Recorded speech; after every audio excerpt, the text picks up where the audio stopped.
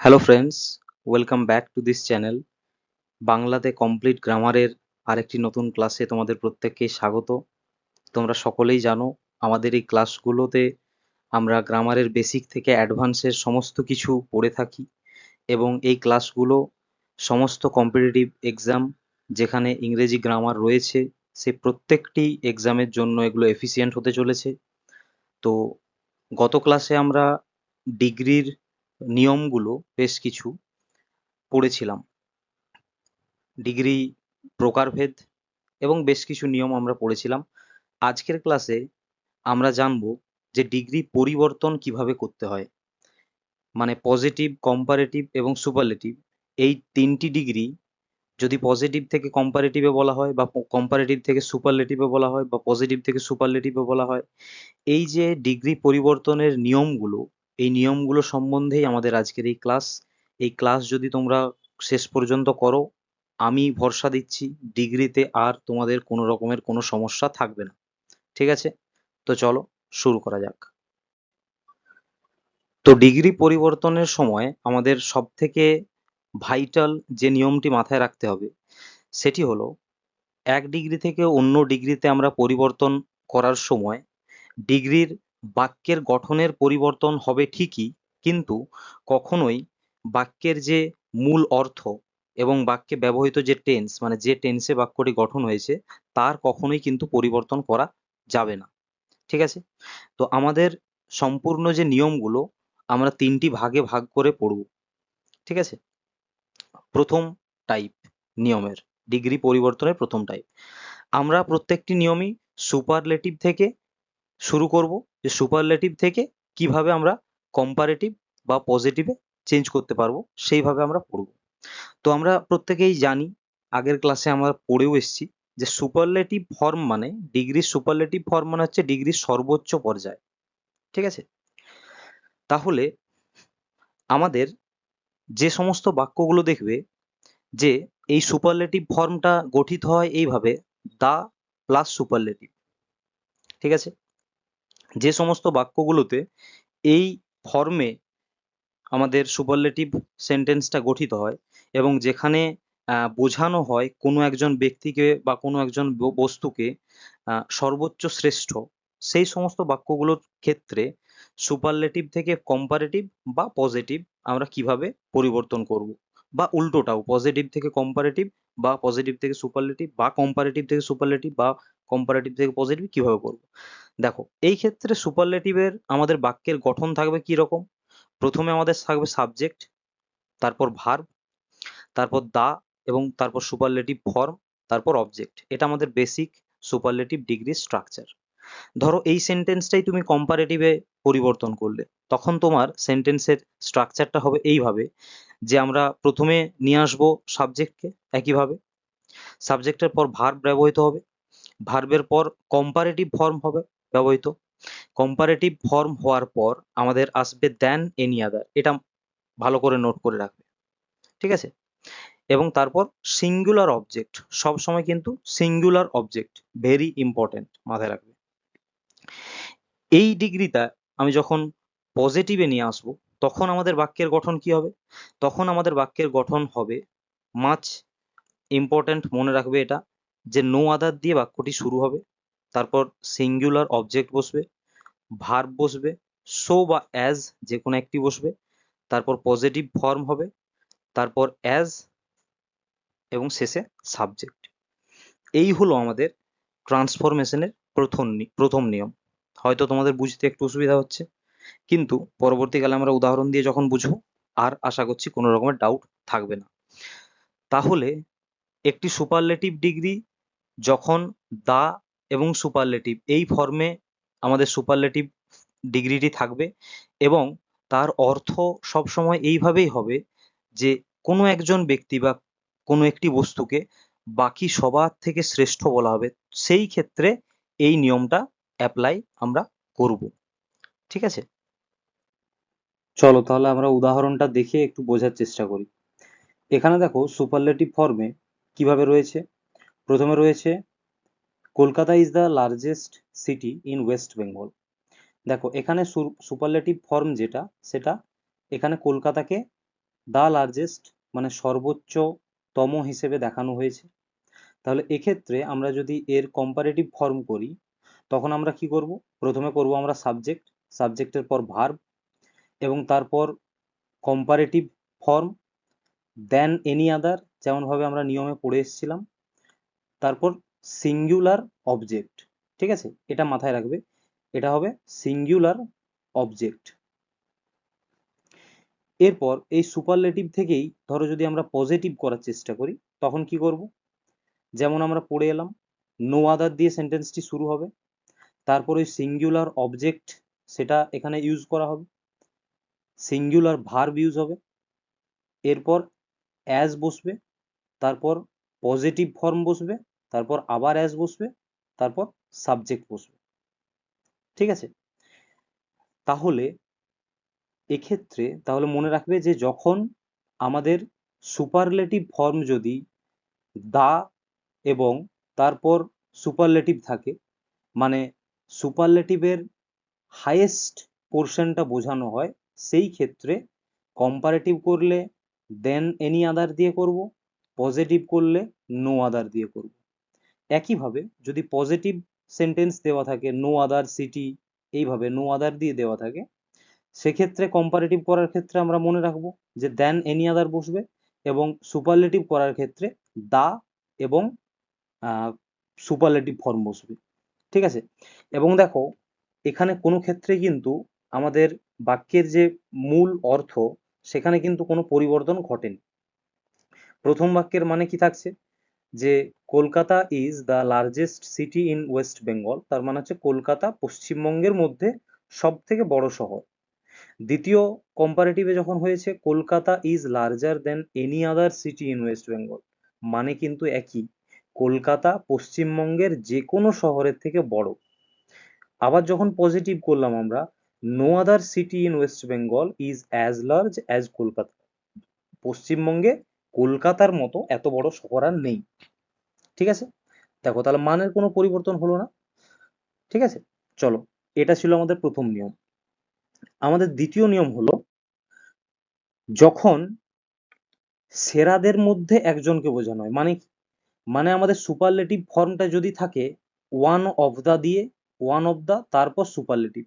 দেখো আগেরটাতে ছিল দা plus superlative, এখানে বলা হচ্ছে যদি ওয়ান অফ দা তারপর সুপারলেটিভ থাকে, ওয়ান অফ দা সুপারলেটিভ মানেটা তার কি দাঁড়াবে, যে অনেক শ্রেষ্ঠ আছে তাদের মধ্যে থেকে একজন, মানে সেরাদের মধ্যে থেকে একজন যদি বোঝানো হয় তখন তাহলে সুপারলেটিভে এর গঠন হবে subject plus verb plus one of the plus superlative form plus object. এখানে কিন্তু অবজেক্ট মনে রাখবে, খেয়াল রাখবে এটা অবজেক্ট কিন্তু প্লুরাল হবে। দেখো আগের ক্ষেত্রটাই কিন্তু অবজেক্ট সিঙ্গুলার ছিল, এক্ষেত্রে অবজেক্ট কিন্তু প্লুরাল হবে। তাহলে এর যখন আমরা সুপারলেটিভ থেকে কম্পারেটিভ করব তখন সাবজেক্ট বসবে, ভার্ব বসবে, কম্পারেটিভ ফর্ম বসবে অ্যাডজেক্টিভের, তারপর দেন মোস্ট আদার বা দেন মেনি আদার এই টার্মটা বসবে, তারপর প্লুরাল অবজেক্ট হবে। আবার যদি আমরা এর পজিটিভ করি তখন শুরু হবে কি দিয়ে, ভেরি ফিউ দিয়ে। ঠিক আছে, ওখানে শুরু হয়েছিল মাথায় রাখবে নো আদার দিয়ে, ভেরি ফিউ, তারপর প্লুরাল অবজেক্ট, তারপর প্লুরাল ভার্ব, প্লুরাল অবজেক্টের পর প্লুরাল ভার্ব, তারপর as positive form as subject. এটা হলো আমাদের দ্বিতীয় টাইপ। ঠিক আছে, চলো একটা উদাহরণ আমরা দেখি। এখানে দেখো এই বাক্য যে সুপারলেটিভে আমাদের সেন্টেন্সটি রয়েছে iron is one of the most useful metals, মানে লোহা হলো অন্যতম উপকারী একটি বা ব্যবহারযোগ্য একটি ধাতু। তার মানে আর কি পৃথিবীতে কোনো ইউজফুল বা আর কোনো উপকারযোগী আর কোনো ধাতু কি নেই? আছে, লোহা সেগুলোর মধ্যে অন্যতম। ঠিক আছে, লোহা অনেক উপকারী ধাতু রয়েছে, তার মধ্যে অন্যতম হলো লোহা। তাহলে এখানে কিন্তু সেই আগের টাইপের মতো সর্বোচ্চ হিসেবে দেখানো হচ্ছে না, এখানে দেখানো হচ্ছে শ্রেষ্ঠদের মধ্যে অন্যতম একজন বা অন্যতম একটি।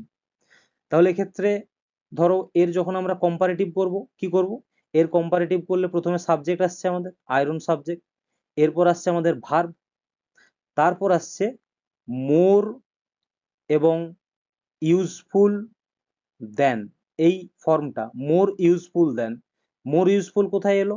কারণ আমরা এটা কি করলাম, কম্পারেটিভ ফর্ম করলাম, ইউজফুলের কম্পারেটিভ হচ্ছে মোর ইউজফুল। এরপর যেটা আমাদের নিয়ম ছিল দেন মোস্ট আদার বা দেন মেনি আদার, তাহলে দেন মোস্ট আদার মেটালস, কিন্তু মানে প্লুরাল বসবে এটা, ঠিক আছে, প্লুরাল অবজেক্ট ব্যবহার হবে, ঠিক আছে। চলো আমরা যদি সুপারলেটিভ থেকে পজিটিভ করার চেষ্টা করি, নিয়মে পড়ে এলাম যে এক্ষেত্রে আমাদের শুরু হবে ভেরি ফিউ দিয়ে, এবং তারপর যে অবজেক্ট বসবে সেই অবজেক্ট কিন্তু প্লুরাল অবজেক্ট হবে, মেটালস হয়েছে দেখো, তাহলে ভেরি ফিউ মেটালস আর প্লুরাল ভার্ব, অ্যাজ বসেছে, তারপর ইউজফুলের পজিটিভ ফর্ম ইউজফুল, আবার অ্যাজ দিয়ে সাবজেক্ট, বোঝা গেল? তাহলে এবং দেখো এক্ষেত্রেও তিনটে বাক্যরই কিন্তু কোনরূপ অর্থের পরিবর্তন হয়নি।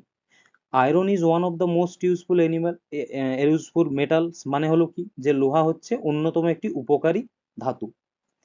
এর কম্পারেটিভের মানেটা দেখিয়ে নিই আমরা, iron is more useful than most other metals, iron হলো অনেক ধাতুর থেকেই বেশি উপকারী, একই রয়েছে মানে। আবার পজিটিভে দেখছি কি, ভেরি ফিউ মেটালস আর অ্যাজ ইউজফুল অ্যাজ আয়রন, খুব কমই ধাতু আছে যারা লোহার মতো এত উপকারী। দেখো এক্ষেত্রেও কিন্তু অর্থের কোনো পরিবর্তন হলো না, অথচ বাক্যের ফরমেশনে আমরা চেঞ্জ করলাম এবং বাক্যটিকে এক ডিগ্রি থেকে অন্য ডিগ্রিতে পরিবর্তন করলাম। তাহলে মূলত দুটো নিয়ম এতক্ষণ অবধি আমরা পড়লাম, ঠিক আছে।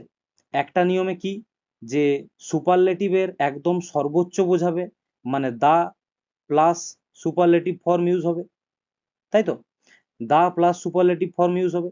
এক্ষেত্রে আমরা যখন পজিটিভ করব তখন নো আদার দিয়ে শুরু হবে, পড়ে এলাম আমরা।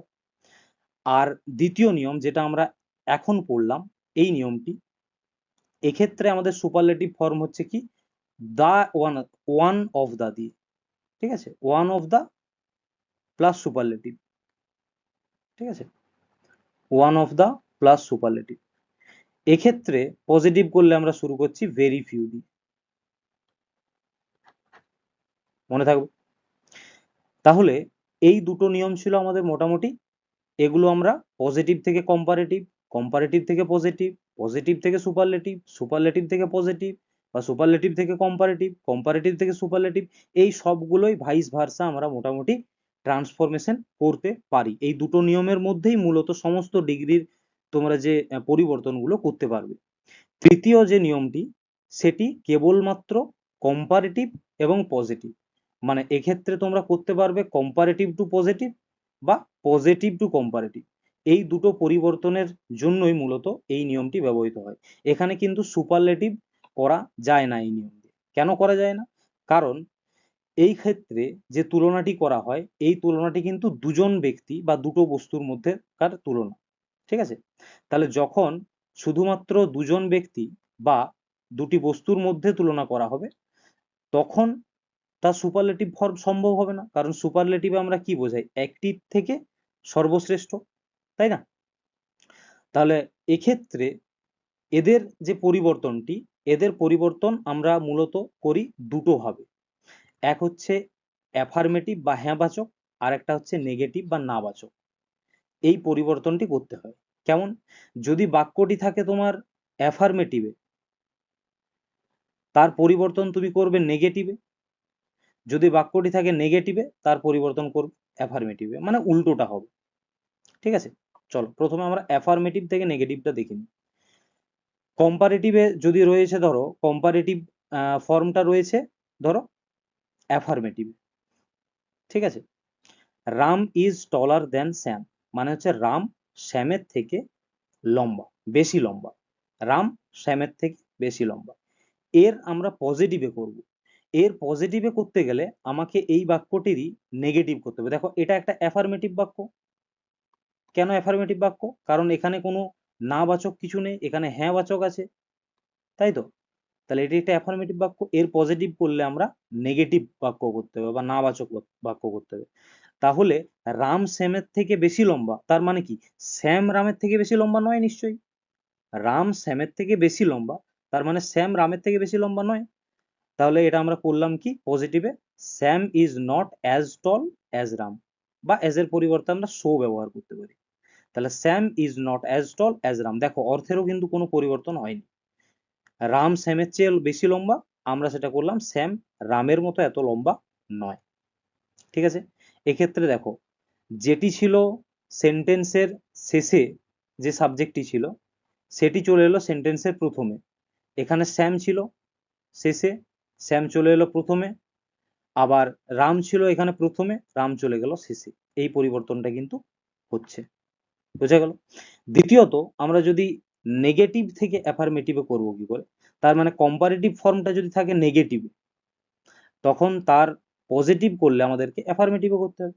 যেমন ধরো a pen is not mightier than a sword, মানে একটি কলম তরোয়ালের চেয়ে বেশি শক্তিশালী নয়। একটি কলম তরোয়ালের চেয়ে বেশি শক্তিশালী নয়। তাহলে এর যখন আমরা পজিটিভ করব, আমরা আসলে পজিটিভেই চেঞ্জ করব, মানে অ্যাফার্মেটিভে চেঞ্জ করব, হ্যাঁবাচক করে দেবো বাক্যটাকে। তাহলে একটি কলম তরোয়ালের চেয়ে বেশি শক্তিশালী নয় মানে কি, তরোয়াল কলমের চেয়ে বেশি শক্তিশালী। তাহলে a sword is as mighty as a pen, তরোয়াল কলমের মতোই শক্তিশালী। তাহলে কলম তরোয়ালের থেকে বেশি শক্তিশালী নয় মানে তরোয়াল কলমের মতোই শক্তিশালী। ঠিক আছে, এক্ষেত্রেও দেখো আমরা অ্যাজ দিয়ে কম্পেয়ার করেছি এবং এটার পজিটিভ ফর্ম। ঠিক আছে, তাহলে এই দুটো ক্ষেত্রে কি দেখলাম, যে প্রথমত যদি আমাদের বাক্যটি থাকে অ্যাফার্মেটিভে, সেক্ষেত্রে আমরা তার পরিবর্তন করব নেগেটিভে। যদি বাক্যটি থাকে নেগেটিভে, তার পরিবর্তন করে সেটি হবে অ্যাফার্মেটিভ।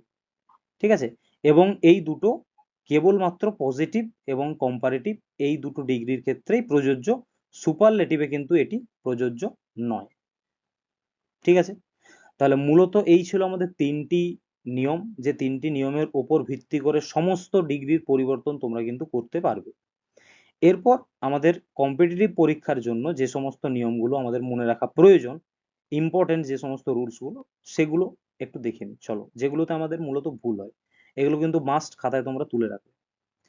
প্রথমত হচ্ছে no other are very few, এই দুটোর ডিফারেন্স আমরা কিন্তু একটু আগে পড়ে এলাম, যে কোথায় নো আদার বসবে আর কোথায় ভেরি ফিউ বসবে, বা নো আদারের পরে কি বসবে, ভেরি ফিউর পরে কি বসবে। চলো, নো আদারের পর কিন্তু সবসময় সিঙ্গুলার নাউন হয় এবং সিঙ্গুলার ভার্ব হয়। নো আদারের পর সিঙ্গুলার নাউন হয় এবং সিঙ্গুলার ভার্ব হয়। এটা 1 নম্বর নিয়মে ছিল, যদি মনে আছে তোমাদের, প্রথম যে নিয়মটা পড়লাম আমরা। আর ভেরি ফিউ বসবে যখন, ভেরি ফিউর পর প্লুরাল নাউন বসে এবং প্লুরাল ভার্ব হয়। এটা আমাদের 2 নম্বর যে পরিবর্তনের নিয়ম ছিল সেই নিয়মের অন্তর্গত। ঠিক আছে, এবং এটা দুটোই কিন্তু পজিটিভ ডিগ্রি করার ক্ষেত্রে এই নিয়মগুলো আসে। তাহলে নো আদারের পর সিঙ্গুলার নাউন হয়, সিঙ্গুলার ভার্ব বসে, ভেরি ফিউর পর প্লুরাল নাউন হয় এবং প্লুরাল ভার্ব বসে। নো আদার বয় ইজ বা ভেরি ফিউ বয়েজ আর। চলো, দ্বিতীয়ত হচ্ছে অ্যাজ এবং সো অ্যাজ, এই দুটোর ব্যবহার কিভাবে হয়। অ্যাজ এবং সো অ্যাজ আমরা বসাতে পারি অ্যাফার্মেটিভ এবং নেগেটিভ দুটো বাক্যের ক্ষেত্রে, মাথায় থাকবে।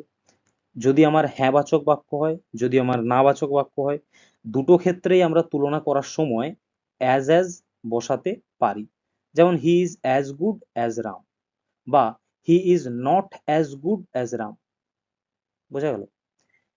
কিন্তু যদি সো অ্যাজ এর কথা বলি আমরা, সো অ্যাজ কিন্তু শুধুমাত্র নেগেটিভের ক্ষেত্রে ব্যবহার হয়।